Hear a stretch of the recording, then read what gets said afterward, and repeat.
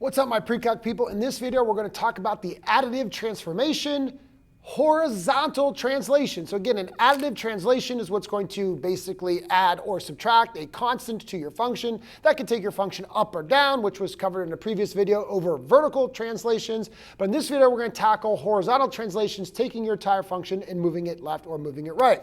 So the function g of x equals f of x plus h. Again, this plus h is happening inside of your function.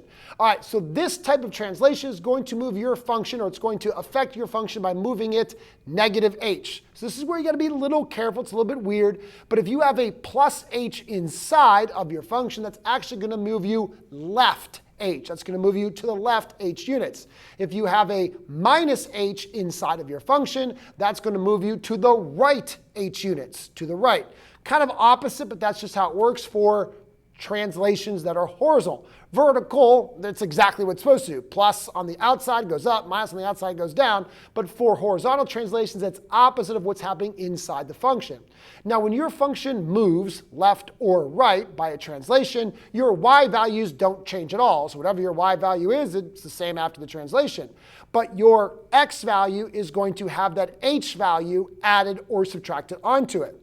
So again, you got to be careful. If there's a plus h, then you're actually going to subtract h to your x value. But if that h is negative, so basically you'd have plus a negative, then that's going to add. So you got to be careful. A little bit opposite there, which can be a little bit weird. So let's take a couple of examples so you can actually see how this is going to look. So in this first example here, we have a parent function x squared. And if we want to move this left 2, then we want to add 2 on the inside.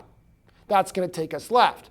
A minus 2 on the inside is going to take us to the right. So a little bit weird because I know it's kind of opposite, but when you see that minus 2 inside your function, that's going to the right 2. When you see that plus 2 inside your function, that's going to go to the left 2. Here's another example with a square root function, and we want to move it left or right 8 units. So a minus 8 inside of the function is going to take us 8 units to the right. It's going to move that entire square root function to the right, whereas a plus 8 inside of the function is going to take that entire square root function and move it to the left 8 units. Not too difficult. And here's one more dealing with the absolute value function, which you guys should know is a parent function of that sharp v. So once again, if we want to move this 4 units left or right, a minus 4 on the inside is going to take the function to the right 4 units. A plus 4 on the inside is going to take it to the left 4 units. All right, let's look at a couple of deeper examples to actually see these translations in place. All right, in this first problem, we have a function g of x equals x cubed, and we want to write the new function that takes g of x and translate it left 6 units. All right, so remember, when we translate left or right, we have to put the translation inside the function. So this is going to happen inside to the x. Now remember, got to be tricky here. Left 6, we're actually going to put a plus 6 here, because it's actually going to do the opposite of what we say. So having a plus 6 inside there is actually going to take us to the left 6. All right, that's it. So now we just got to make sure that happens in our function. So again, we have x plus 6 inside of our parent function. So it'd be x plus 6 all cubed. Really, that's it. That's how simple it is going to be for this translation horizontally left 6 units. All right, in this problem, we're going to ask to take the generic function h of x as a new function translated right 2 units. All right, so we have our original function here, h of x, and we want to translate it right 2 units. We're actually going to put a minus 2 inside of it, and that's it. That's how easy it is. Now, again, I don't know what h of x is, absolute, quadratic, cubic, who knows? We're just keeping it generic here. But again, we're just emphasizing that the translation happens inside on the x, and right 2 is going to actually be a minus 2 on that value. All right, here's another problem where we're given the domain of a function d of x is 3, 9 inclusive, and the range is negative 2, 7 inclusive. Now, the function the function g is defined as taking the function d of x and subtracting 7, again, inside the function. So first, let's talk about the range. The range of our original function was negative 2, 7. Range is the y values, or the outputs, the up, down of your function. So this function ranges from negative 2 to positive 7. But when we slide left or right, translate left or right, the range doesn't get affected at all. So my old range is going to be the same as my new range. But because I'm taking this whole graph and going right 7, because it says a minus 7, so it's actually going to go right 7, I have to take my old domain. My old domain was 3, 9, and I need to, well, move everything to the right 7. So that 3 is going to move to the right 7 and become a 10. That 9 is going to move to the right 7 and become a 16. So there is the new domain of my function.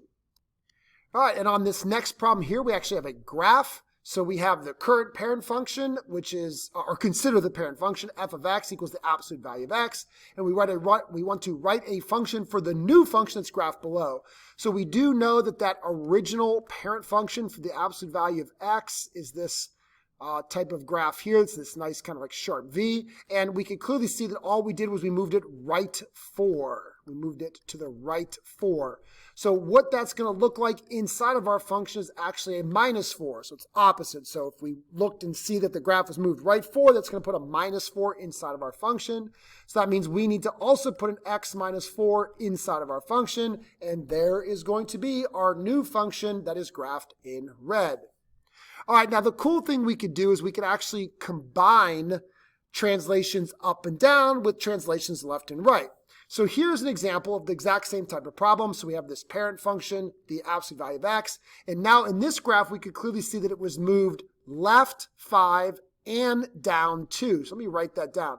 Left 5 and down 2. So what is that going to look like on our generic function f of x? So the left 5 is going to be a plus 5 inside of the function. So remember, it's left 5, that's to the left, that's going to put a plus 5 inside. And a translation down 2 happens on the outside of the function as a minus 2. So inside the function, we need to have an x plus 5. Outside, we have the minus 2. So what's that going to look like when I actually do that to my absolute value function? All that's going to do is it's going to put an x plus 5, I tried to combine plus and 5 there, x plus 5 inside of the absolute value, and it's going to put a minus 2 on the outside. So our final equation of that graph in red is the absolute value of x plus 5, all minus 2. Not too bad. Let's do another one that has these double translations, horizontal and vertical. So the function f is defined as x minus 3 squared. So that means my parent function was x squared plus 5. So describe the translations taking place onto the parent function. So they just want us to do a little bit of description here. So I first see this minus 3 inside of the function. Then I see this plus 5 on the outside. So a plus 5 on the outside is pretty easy. That's going to go up 5 units. That's pretty simple. Vertical translations are true to what they say. It says plus, you're going up. It says minus, you're going down. But inside the function, I see a minus 3, so that's actually going to go to the right 3 units. And again, it's going to be opposite of what it says. So x minus 3 inside creates me to go right 3 units, plus 5 on the outside takes me up 5 units. Pretty simple. And let's do one more of these problems with the domain and range combined with these two different types of translations. So back to my domain. So I'm actually going to write that down. The original domain was 3, 9. The original range was -2, 7. And all right, so now we have this double translation where we're going down 4, that's going to affect my y's, and we're going left 2, that's going to affect my x's. So in thinking about the range, which is impacted by going up and down, the minus 4 is going to affect that range. So the range was -2 to 7. Now that -2 is going to go down 4, so that's going to go to -6. And that 7 is going to go down 4, that's going to go to 3. So my old range was -2 to 7. My new range is -6 to 3. Now, what about the domain? The domain is going to be affected by translations of left and right. And I'm going left 2, left 2. Keep that in mind. I'm going left 2, not right 2, left 2. So that 3 is going to become a 1 because that 3 is going to go left 2. That 9 is going to become a 7 because it's got to go left 2. And my new domain is 1 to 7. That's taking the original domain and going left 2. Pretty easy there to combine these two different translations, whether it be vertical or horizontal together. Not too difficult. All right, that's it for horizontal translations, moving your entire function left or right. Hopefully you've already watched the video over vertical translations, moving your graph up or down, so stay tuned for that video as well. And plus, there should be more videos coming about dilations, which is multiplying your function, stretching it, or compressing it. Get ready for those videos as well.